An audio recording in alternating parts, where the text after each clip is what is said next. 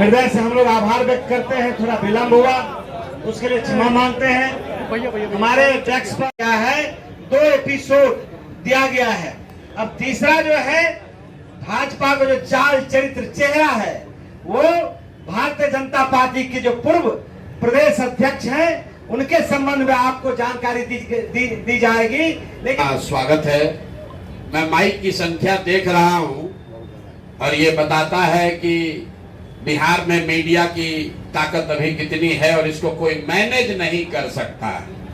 लोग कोशिश कर रहे हैं कि मीडिया को दबा दिया जाए, अखबारों में विज्ञापन के जरिए खबर को दबाया जा रहा है, लेकिन ये आपके माइक और ये लोगो इस बात के गवाह हैं कि बिहार में मीडिया जीवित है, सशक्त है और किसी का बिका हुआ, किसी के द्वारा खरीदा जा सके ऐसा नहीं है। तो मैं तहे दिल से आप सबका शुक्रिया अदा कर रहा हूं इस करेज के लिए, इस मिट्टी के प्रति जो आपकी जवाबदेही है, सबसे बढ़कर प्रोफेशन से भी ज्यादा बिहार के लोगों के प्रति जो आपकी सोच है, जो आपकी जवाबदेही है, उस कर्तव्य बोध को लेकर आप यहाँ आए हैं, उसके लिए व्यक्तिगत तौर पर मैं आपका हृदय से आभार व्यक्त कर रहा हूं। कुछ लोगों ने कहा कि जब दिलीप जायसवाल जी पर 2 किस्त जारी हुआ तो लोगों ने मुझे बताया कि लगता है कि प्रशांत किशोर को दिलीप जायसवाल ने मैनेज कर लिया। कुछ मीडिया साथियों ने यह भी बताया कि सम्राट चौधरी जी अब हमको भाई बता रहे हैं, कुछ नेतागण हमको पढ़ा लिखा ज्ञानी बता रहे हैं, कोई हमको महान बता रहा है। तो भैया सबका धन्यवाद है, हमारे लिए आपने अच्छे शब्द कहे, उसके लिए हम आपके शुक्रगुजार हैं। लेकिन मीडिया के सामने ये स्पष्ट कर रहा हूं कि मैं भाई भतीजावाद नहीं करता हूं, जाति धर्म में मेरा कोई यकीन नहीं है, और चाहे आप हमारे जाति के हैं या हमारे भाई हैं, हमारे मित्र हैं या हमारे रिश्तेदार हैं, अगर आपने गलती किया है तो आपको छोड़ा बख्शा नहीं जाएगा। उसी की कड़ी में आज हम आपसे मुखातिब हैं और आज हम लोग जहां से खत्म किए थे वहीं से शुरू करेंगे। दिलीप जायसवाल से शुरू खत्म हुआ था तो दिलीप जायसवाल से ही शुरू करेंगे, नहीं तो लोग कहेगा ना दिलीप जायसवाल से समझौता हो गया। तो इतना आप समझ लीजिए, आपके जरिए बिहार की जनता को भी बता रहे हैं, बिहार में अभी किसी के पास इतना पैसा नहीं है कि प्रशांत किशोर का ईमान खरीद सके। दिलीप जायसवाल तो बहुत छोटी चिड़िया है, इतना अभी ताकत नहीं है कि हमारा ईमान खरीद सके। तो ये कितने भ्रष्ट लोग हैं अभी इसकी जानकारी देंगे, लेकिन उससे पहले मैं आपका 2 मिनट समय लेना चाहता हूं। बिहार की एक त्रासदी, बिहार के एक बच्चे के साथ त्रासदी हुई है और ये समय इसलिए ले रहे हैं कि आज देश के गृह मंत्री अमित शाह जी यहां आ रहे हैं सीतामढ़ी में। आपको बता दूं कि अभी आपने कल खबर पढ़ी होगी, संतोष ऋषि देव करके किशनगंज के खुरखुरिया गांव का एक लड़का है 16-17 साल का, संतोष ऋषि देव, वो हरियाणा में जो खबर कल इंडियन एक्सप्रेस में छपी है, करीब 2 महीना तक उसको बंधुआ मजदूर बनाकर लोगों ने वहां रखा था। उसका हाथ कट गया, हाथ में इंफेक्शन होने की वजह से उसका हाथ एम्प्यूट करना पड़ा है। इसकी जानकारी आपको अभी देनी जरूरी है।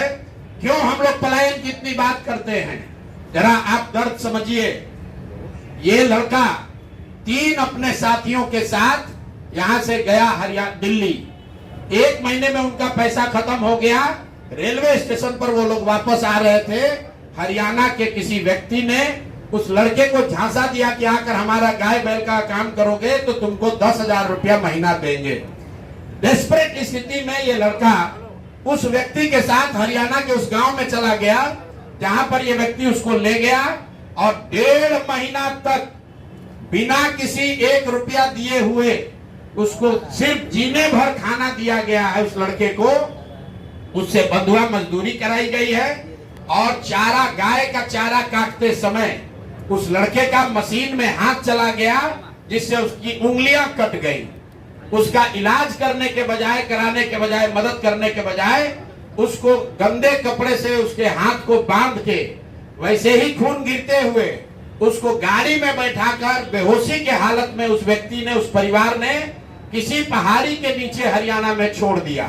ये भला हो वहां पर 2 शिक्षकों का जिन्होंने उस बच्चे को देखा और उसको ले जाकर पुलिस के हवाले किया। आज वो लड़का पीजीआई अंबाला में भर्ती है, उसका हाथ काटना पड़ा है। तो मेरा पहला सवाल अमित शाह जी से है कि आप आ रहे हैं बिहार में, बिहार के लोगों को बड़ी बड़ी बात कहोगे। हरियाणा में भाजपा की सरकार है, जिसकी वजह से हरियाणा में जहां पर बिहार के बच्चे के साथ ऐसा कुकृत्य किया गया है, उसका हाथ कट गया। आज वसी पुनौरा धाम से सीता माता की उस धरती से जरा बताइए कि जिस परिवार ने बिहार के एक बच्चे को 2 महीना तक बंधुआ मजदूर बनाया, उसका हाथ कट गया है। वो गरीब ऋषिदेव मुसहर समाज का लड़का है, उसको अभी तक सिर्फ 5,000 रुपया कॉम्पनसेशन मिला है। कल रात में हमारे लोग उनके घर गए थे, उनकी मां रो रही थी कि सिर्फ हमको 5,000 रुपया मिला है। उसका लड़के का पिताजी और भाई, उनके पास ट्रेन से अंबाला जाने का पैसा भी नहीं था। और बताइए, ये स्थिति में लोग जी रहे हैं और यहाँ का अफसर, यहाँ के नेता लाखों करोड़ों रुपया का घोटाला कर रहा है। यहाँ का एक गरीब दलित समाज का लड़का 10,000 रुपया के लिए बंधुआ मजदूर बन गया, उसका हाथ काट दिया गया, उस पर कोई संज्ञान नहीं है। और यहाँ नेता बैठ के प्रतिबंधित क्षेत्र बनाया है, उसमें बंगले में बैठ के लूट मचाया है। अब आ जाइए आज के मुद्दे पर। आज हमारा विश्वास है कि अमित शाह इस बात पर जवाब देंगे कि हरियाणा सरकार उस परिवार को, उस व्यक्ति को कब गिरफ्तार करेगी जिसने संतोष ऋषिदेव को बंधुआ मजदूर बनाकर 1.5 महीना तक अपने घर पर रखा था। जबरदस्ती उसका हाथ कट गया उस बच्चे का। वो इतना त्रासदी में लड़का है कि पुलिस बता रही है कि वो ये भी नहीं बता पा रहा है कि किस गांव में उसको रखा गया था। उसको बस इतना ही याद है कि हमको पहाड़ियों के बीच किसी गांव में रखा गया था। तो मैं आपके जरिए भाजपा से, खासकर गृह मंत्री अमित शाह जी से अनुरोध कर रहा हूं, हरियाणा में भाजपा की सरकार है, आप लोग बिहार में आकर वोट मांगते हैं, बिहार के किसी बच्चे को के साथ ऐसा विभत्स घटना हुआ है, कृपा करके इसका संज्ञान लीजिए और उस परिवार को, उस दोषी को तुरंत से तुरंत वहां पर गिरफ्तार किया जाना चाहिए और इस बच्चे को सुटेबल कंपनसेशन पहले हरियाणा सरकार को देना चाहिए और बिहार सरकार में भी जो कान में तेल डालकर बैठे हैं, इनको भी उस बच्चे को मदद करनी चाहिए। और आगे मैं उस बच्चे से आपको मिलाऊंगा, अभी उसका ट्रीटमेंट चल रहा है, अगले प्रेस कॉन्फ्रेंस में आपको बताऊंगा। वो लड़का खुद आपको बताएगा कि उसके साथ किस किस तरह की विभत्स घटना घटी है। अब आइए आज के मुद्दे पर। दिलीप जायसवाल जी मेरे भाई तरफ से किए हुए हैं और बिहार के सभी अलग अलग दलों के नेताओं को पैसे के दम पर, कॉलेज में एडमिशन के दम पर और कई तरह का प्रलोभन के दम पर अपना सत्ता बनाए हुए हैं। उनके द्वारा उन पर जो इल्जाम है राजेश शाह के मर्डर का, वो घटना भी आपको विस्तृत बताई गई है। उस पर भी अभी ना उन्होंने कोई जवाब दिया, ना कोई कार्रवाई हुई। भाजपा वालों ने अभी तक कोई कार्रवाई नहीं की।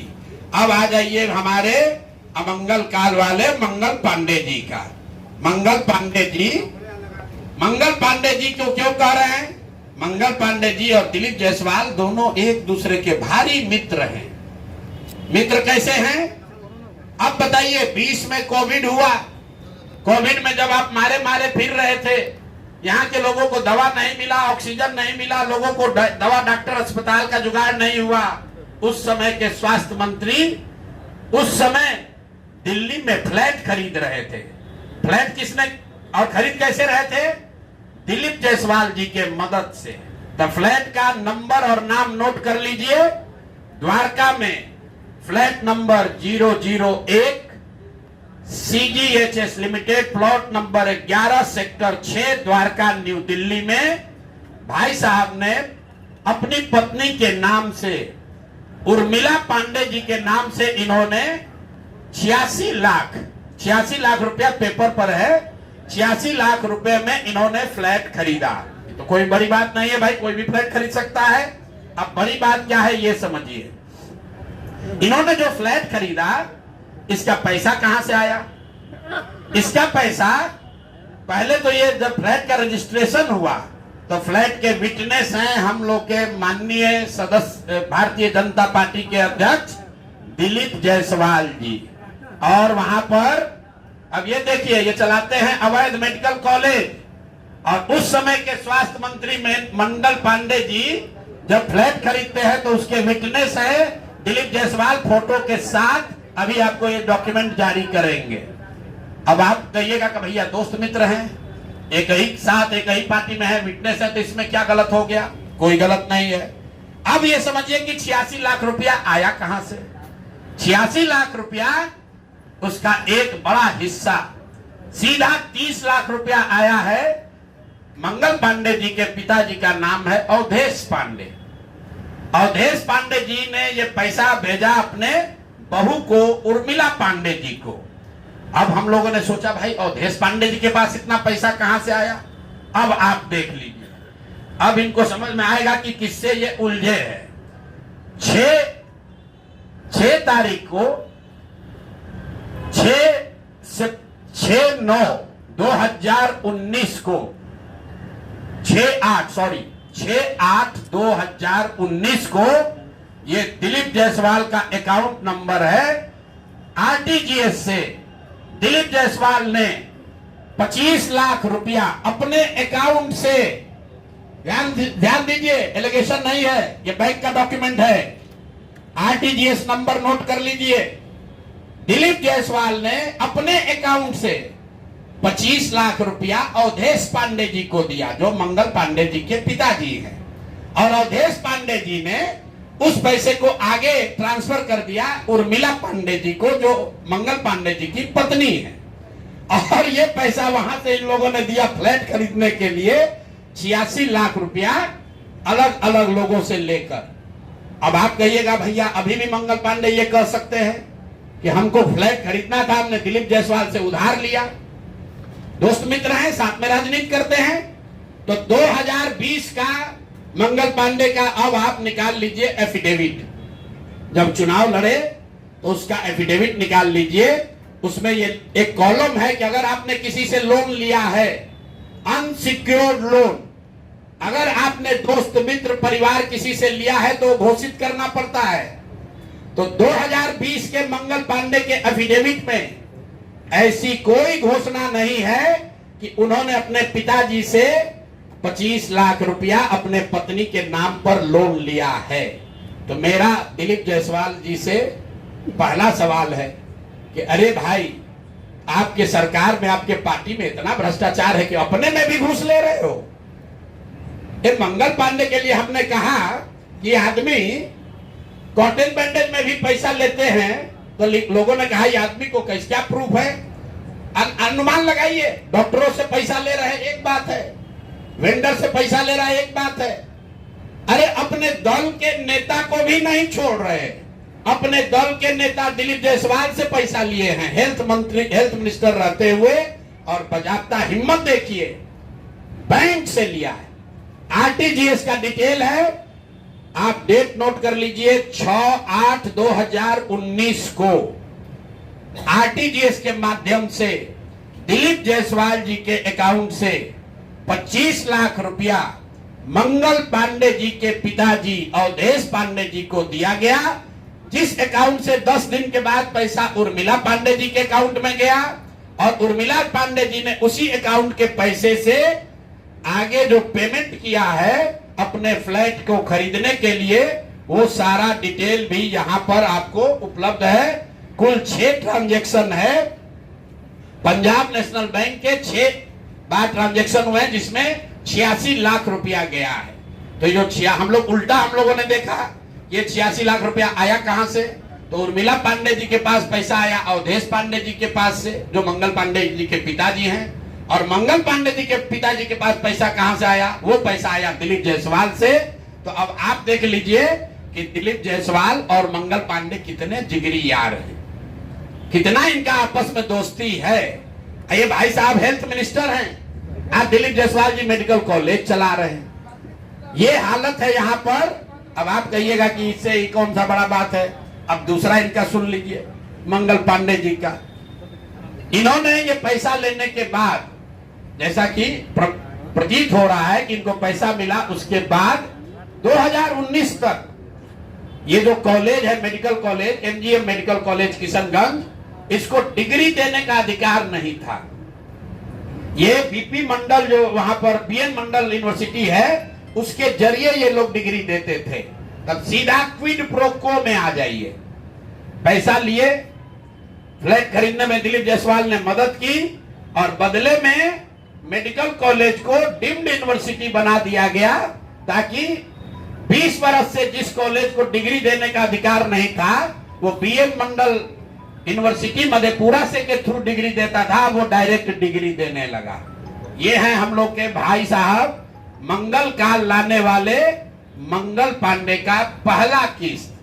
दूसरा सुन लीजिए, 2022 में बिहार सरकार ने, इन पर इतना लंबा है कि आज 2 जारी कर रहे हैं, 2 डोज जारी करेंगे। सुबह शाम डॉक्टर मेडिकल के हैं स्वास्थ्य मंत्री, तो ओडी से काम नहीं चलेगा, इनको सुबह शाम वाला 2 डोज दिया जाएगा।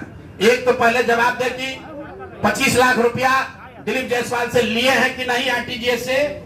6 अगस्त 2019 को आरटीजीएस के माध्यम से दिलीप जायसवाल से मंगल पांडे के पिताजी के अकाउंट में पैसा आया है कि नहीं, और जो पैसा आया उस पैसे का इस्तेमाल उन्होंने दिल्ली में द्वारका में फ्लैट खरीदने के लिए किया है कि नहीं। तीसरी बात, जो फ्लैट खरीदा गया उसमें दिलीप जायसवाल विटनेस के तौर पर कैसे है ये बताएं। चौथी बात, अगर आपने ये पैसा उनसे लिया था तो 2020 के अपने इलेक्शन एफिडेविट में इसको क्यों नहीं जारी किया ये बता दीजिए। एक किस्त यहां जारी हो गया, अब सांप का डोज ले लीजिए। ये भाई साहब लोग, बिहार सरकार में फरवरी 2022 में 1000 एम्बुलेंस खरीदने का टेंडर जारी किया गया। आजकल हम नए मुख्य सचिव जो बनने जा रहे हैं, क्या नाम है उनका, प्रत्यय अमृत साहब, वो भी स्वास्थ्य के ही शायद प्रिंसिपल सेक्रेटरी हैं। भाई स्वास्थ्य के प्रिंसिपल सेक्रेटरी हैं प्रत्यय अमृत जी। मुख्यमंत्री जी का तो कार्यकाल 3 महीना बाकी है, ये भाई साहब का कार्यकाल अभी 1-2 बरस रहने वाला है। तो आप यहाँ प्रिंसिपल सेक्रेटरी हैं, आप बता दीजिए कि 600 एम्बुलेंस आपने किस शर्त पर खरीदा है, क्यों 19.5 लाख पेमेंट को बढ़ाकर 27.5 लाख किया गया है, और अभी और 400 एम्बुलेंस का टेंडर जारी किया जा रहा है। कुल 1000 एम्बुलेंस खरीदा जाना है, 1250 एम्बुलेंस, एक एम्बुलेंस का दाम करीब 25 लाख रुपया है। आप वेबसाइट पर जाइएगा, फोर्स मोटर टाइप सी के एम्बुलेंस का मार्केट रेट वेबसाइट पर बता रहा है 21 लाख। अब बिहार सरकार खरीद रही है उसको 28 लाख में, और 21 लाख का अगर आप बल्क के खरीदार हैं तो आप नीचे में कीजिएगा, रेट कम होना चाहिए। बिहार सरकार ने खुद 19.5 लाख में लिया था, अब उसको बढ़ा के 28 लाख कर दिया। तो मेरे भाई मंगल पांडे जी, बिहार में सिर्फ आप ही का मंगल कार्य चल रहा है, अब बहुत दिन से चल रहा है। बहुत ज्यादा लूट रहे हैं, घर खरीद रहे हैं, अपने बीवी बाल बच्चों का उपाय कर रहे हैं, लंबा फेंक रहे हैं। तो अब जरा बिहार के लोगों का अमंगल होना बंद हो, इसके लिए बताइए कि पैसा आप दिलीप जायसवाल के साथ मिलकर लिए हैं कि नहीं। और दिलीप जायसवाल का मैं क्यों ये बता रहा हूं ये समझिए। दिलीप, मैंने पिछले वार्ता में कहा था, दिलीप जायसवाल के मेडिकल कॉलेज से बिहार में सबसे ज्यादा आयुष्मान कार्ड के जरिए सबसे ज्यादा पैसे की निकासी की गई है। आयुष्मान कार्ड का अभी सीईओ कौन है, आयुष्मान कार्ड का यहां मुख्य पदाधिकारी कौन है?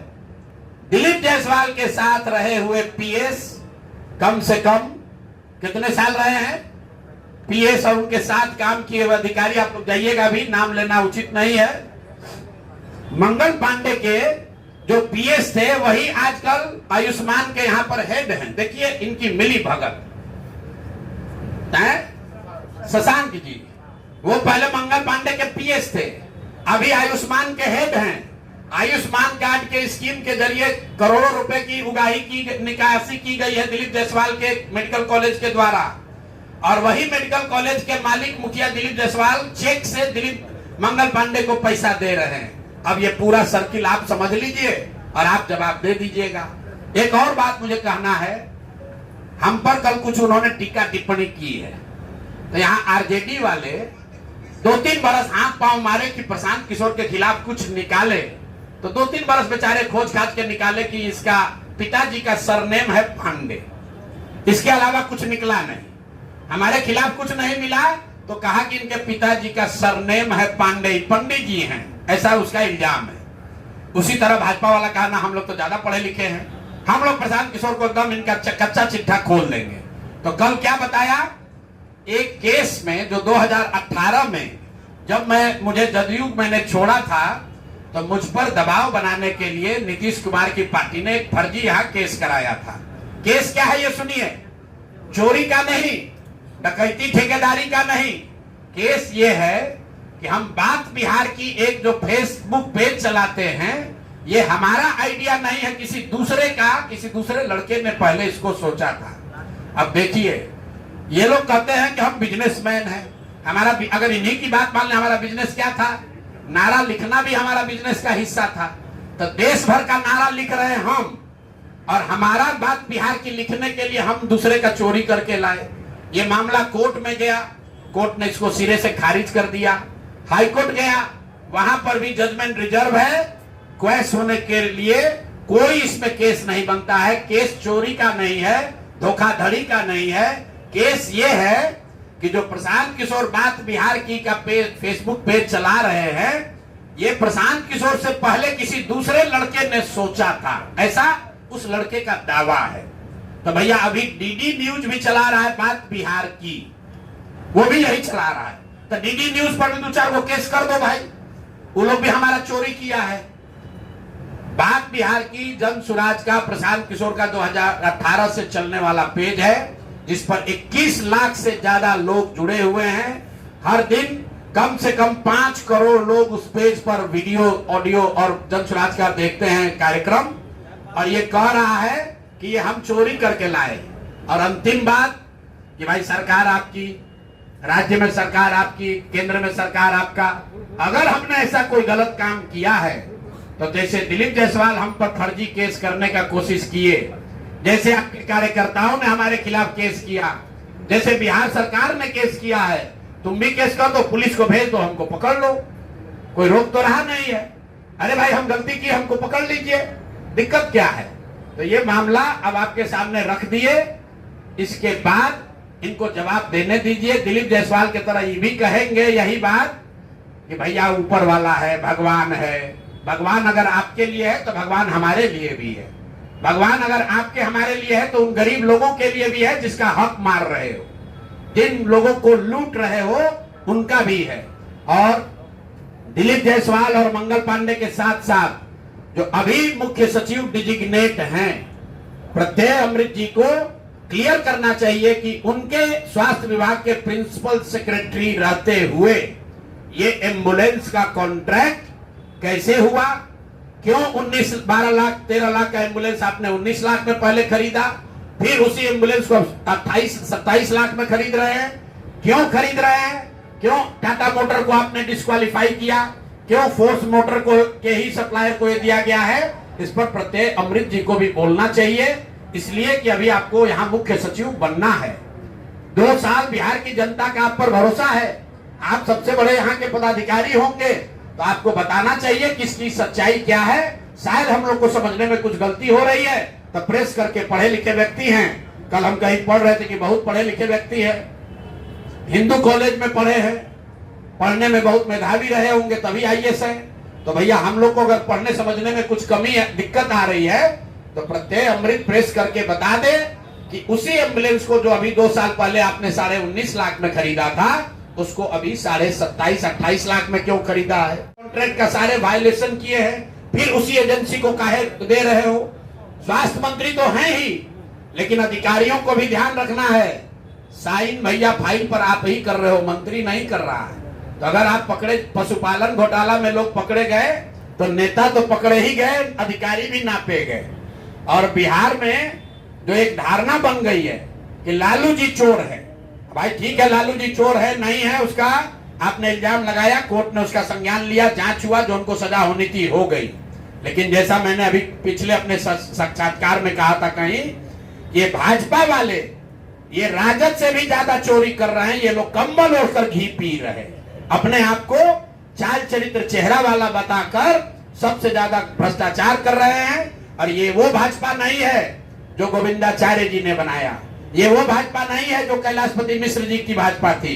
ये ठगों की, बदमाशों की, भ्रष्ट नेताओं की भाजपा है और हम लोग इसको जनता के सामने ला रहे हैं। अब नेक्स्ट किस पर जारी होगा वो भी आपको बता देंगे। अब आपका कोई सवाल है तो कर लीजिए।